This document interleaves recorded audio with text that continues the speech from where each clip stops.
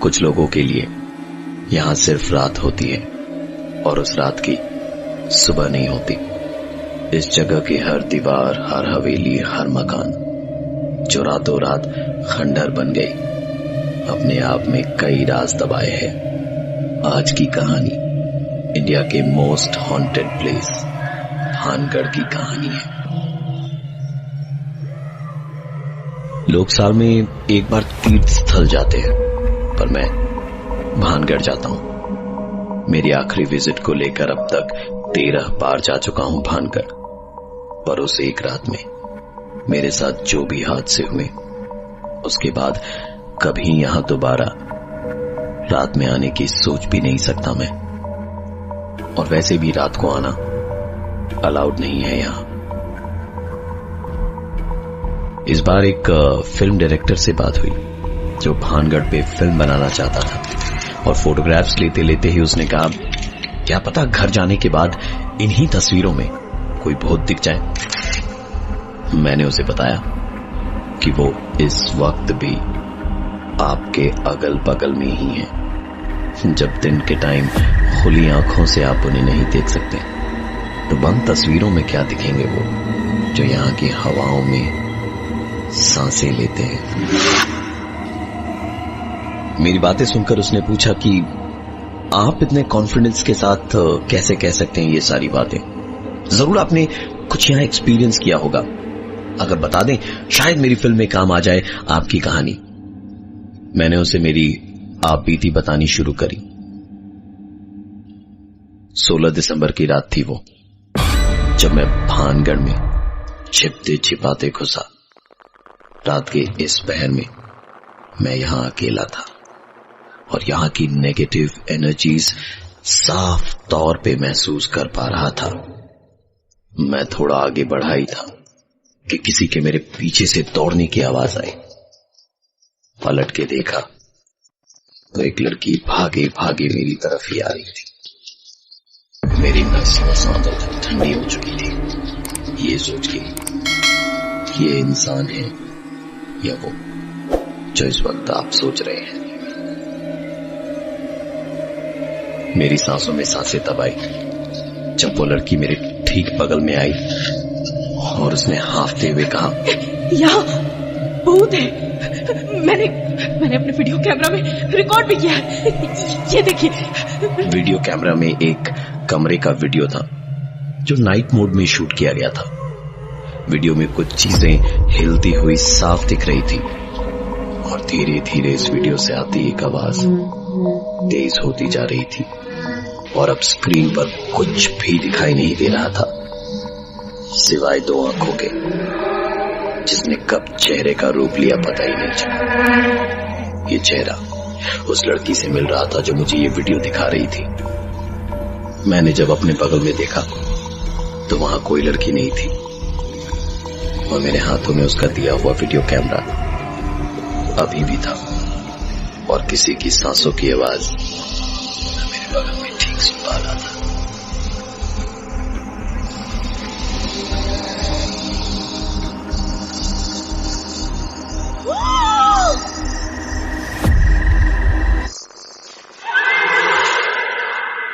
जिस चीज के लिए मैं यहां आया था शायद उसकी शुरुआत हो चुकी थी। मैंने वहां से सरपट दौड़ लगाई और जान मेरी गले में अटकी हुई थी क्योंकि कोई ठीक मेरे साथ साथ दौड़ रहा था। जब और नहीं हुआ तो मैं रुककर हांफने लगा।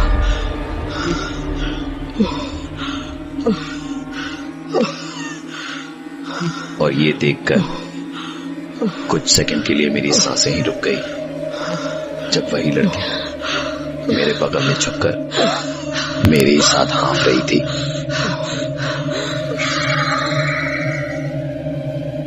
मैं चीखते हुए आगे की ओर भागा।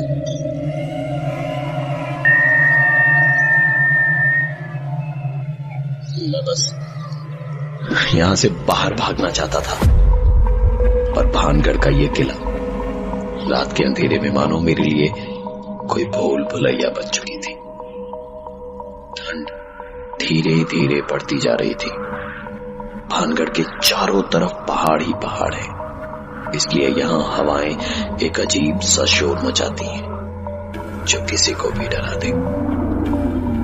मैंने एक कोना पकड़ा और चुपचाप वहां बैठकर अब बस सुबह होने का इंतजार कर रहा था। मेरी आंखों के सामने मैंने देखा कि एक लड़की दौड़ती हुई सामने के कमरे से निकली और खिड़की के पास जाकर उसने वहां से छलांग लगा दी। दौड़ता हुआ उस खिड़की के पास गया। मुझे नहीं जाना चाहिए था, मैं नहीं जाना चाहता था, पर फिर भी मैं भाग गया। खिड़की से नीचे झांक कर देखा तो वहां कोई लाश नहीं थी। मैं वापस जाकर अपनी जगह पर बैठना चाहता था, पर मेरे कदम वहां से हिल नहीं पा रहे थे और खिड़की से बाहर लगातार एक ही आवाज आ रही थी।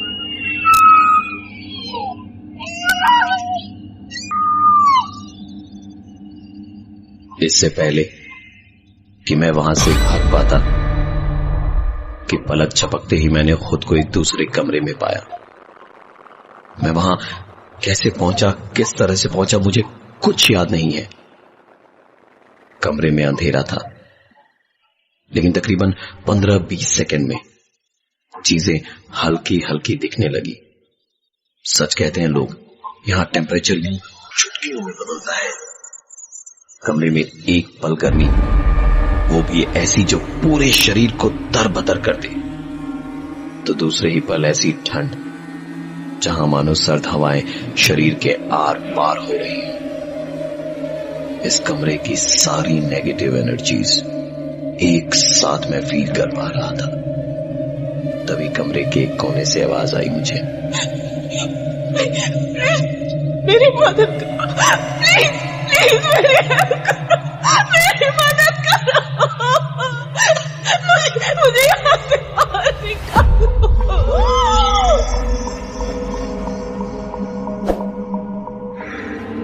मैंने पास जाकर देखा तो बस इतना याद है कि किसी ने अपने नाखूनों से मेरी गर्दन पर झपट्टा मारा था।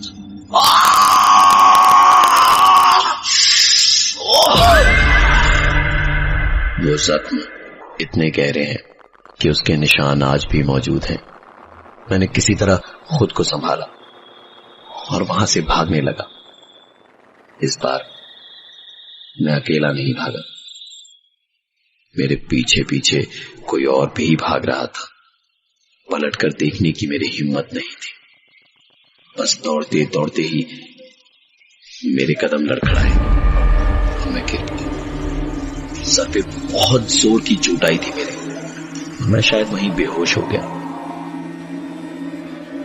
अपनी बोझल होती आंखों के सामने मैं कई चेहरों को देख पा रहा था जो मुझे घूर रहे थे, और जब आंख खुली तो चारों तरफ घनघोर बारिश हो रही थी और मैं इस बारिश में इस किले की छत पर था। शायद मैं नींद में ही चल रहा था, क्योंकि मेरा एक कदम आगे बढ़ता और मैं सीधा इस किले से नीचे होता। जिसने मुझे मेरी नींद से जगाकर मेरी जान बचाई थी। ये थी मेरी कहानी जो उस रात मेरे साथ हुई थी। उसके बाद से मैं हर साल भानगढ़ आता हूं, पर बस दिन में वो चेहरे आज भी मेरे सपनों में मुझे दिखाई देते हैं। मेरी पूरी बातें सुनने के बाद फिल्म डायरेक्टर ने कहा, कमाल का एक्सपीरियंस रहा है आपका। सच बताऊं, इन सीन्स को ना शूट करने में बड़ा मजा आएगा, पर कुछ लूप होल्स हैं जो मैं मेरी कहानी में भरकर इसे कंप्लीट कर दूंगा। मैंने पूछा कि आपके कहने का मतलब क्या है, तो मेरा सवाल सुनकर फिल्म डायरेक्टर ने कहा, देखिए आपकी कहानी की शुरुआत से शुरू करते हैं। आप भानगढ़ में घुसते हो और एक लड़की आपके पास दौड़ती हुई आती है, कहती है कि यहां भूत है, और आपको एक वीडियो भी दिखाती है। मैं अपनी फिल्म में दिखाऊंगा कि आपके यहां आने से 1-2 दिन पहले, यानी कि 14 दिसंबर की रात, वो भी यहां आई थी भानगढ़ की कहानियों की सच्चाई जानने। उसने जो वीडियो दिखाया वो उसने सच में लिया था। लेकिन उस वीडियो को लेने के तुरंत बाद वो लड़की खुद भानगढ़ का हिस्सा बन गई थी। पर जो कुछ भी आपके साथ हुआ उसमें कुछ लूप होल्स हैं जिन्हें मैं मेरी फिल्म में लॉजिकली दिखाऊंगा। जैसे आपने दौड़ते दौड़ते देखा कि एक खिड़की तक एक लड़की भागते हुए आई और खिड़की से कूद गई। मेरी पिक्चर में यह सीन मैं फ्लैशबैक में दिखाऊंगा, जब भानगढ़ के इस किले पर मुगल्स ने हमला किया था। मुगल्स के हाथों से मारने से ज्यादा अच्छा होता कि लोग खुद की जान दे दें, इसलिए उस लड़की ने इस खिड़की से कूदकर अपनी जान दे दी और उसी की आत्मा यहां भटकती है जो आपने उस रात देखी। मैं मेरी फिल्म में दिखाऊंगा कि उस लड़की को खिड़की से कूदते हुए देखकर आप उस खिड़की के पास गए और तभी किसी ने पीछे से आपकी गर्दन को पकड़ा और घसीटते हुए उस कमरे में ले गया जहां से वो लड़की दौड़कर बाहर आई थी। तुम चाहकर भी अपनी गर्दन पीछे नहीं घुमा पाओगे, बस चिल्लाओगे, मुझे छोड़ दो, मुझे छोड़ दो, मुझे जाना है, मैं यहां नहीं रह सकता, मुझे छोड़ दो, कौन हो तुम, मुझे छोड़ दो, प्लीज मुझे छोड़ दो। आपने बताया था कि कमरे में आपको एक आवाज सुनाई दी थी। प्लीज मेरी मदद करो, प्लीज प्लीज मेरी मदद करो, मुझे यहां से बाहर निकालो। मेरी पिक्चर में भी मैं ये सीन दिखाऊंगा, लेकिन पिक्चर में थोड़ा अलग रहेगा।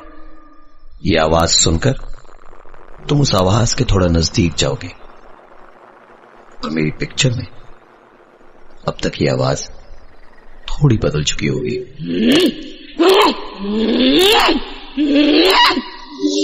और चेहरा ऐसा होगा जो एक बार देख लो तो कई रातों की नींद उड़ जाए। वहां तुम्हें एक औरत दिखाई देगी जो तुम्हें मुगल समझकर अपनी जान बचाने के लिए तुम पर झपट्टा मारेगी। उसी के नाखूनों से तुम्हारी गर्दन पर ये गहरे निशान हुए हैं। अपनी जान बचाने के लिए तुम यहां से भागे थे और तुम्हें लगा था जैसे कोई तुम्हारे ठीक पीछे पीछे दौड़ रहा था। मेरी फिल्म में आपके पीछे 3 लोगों को दिखाऊंगा। वो वीडियो कैमरा वाली लड़की, वो लड़की जिसने खिड़की से छलांग लगाकर अपनी जान दी थी, और वो जिसने तुम्हें मुगल समझकर अपनी आत्मरक्षा के लिए तुम पर झपट्टा मारा था। तुम्हारी बताई कहानी के अनुसार तुम लड़खड़ा कर गिरते हो और बेहोश हो जाते हो। मैं इस सीन में तुम्हारी बोझल होती हुई आंखों के सामने 3 चेहरे दिखाऊंगा। कौन से 3 चेहरे बताने की जरूरत नहीं है। और उसके बाद दिखाऊंगा कि तुम्हें घसीटते हुए कोई छत पर ले जा रहा है। कौन ले जा रहा है ये नहीं दिखाऊंगा। Let there be some suspense. Cut to next scene. तुम्हारी आंख खुलती है तो तुम जैसे नींद से जागे हो और एक कदम भी आगे बढ़ाते तो मौत की गोद में होते। मैं मेरी पिक्चर में दिखाऊंगा कि इस सीन में कोई तुम्हें सामने से पीछे की तरफ धक्का देता है। तुम जाकर वापस छत पर गिरोगे और वहां से भागते भागते इस बार तुम्हें बाहर का रास्ता मिलेगा और तुम भानगढ़ के एंट्रेंस पर जो मंदिर है वापस वहां पहुंचोगे। बस यही एक कारण होगा जो तुम्हारी जान बचाएगा। मेरे चेहरे की हवाइयां उड़ चुकी थी। मैंने पूछा कि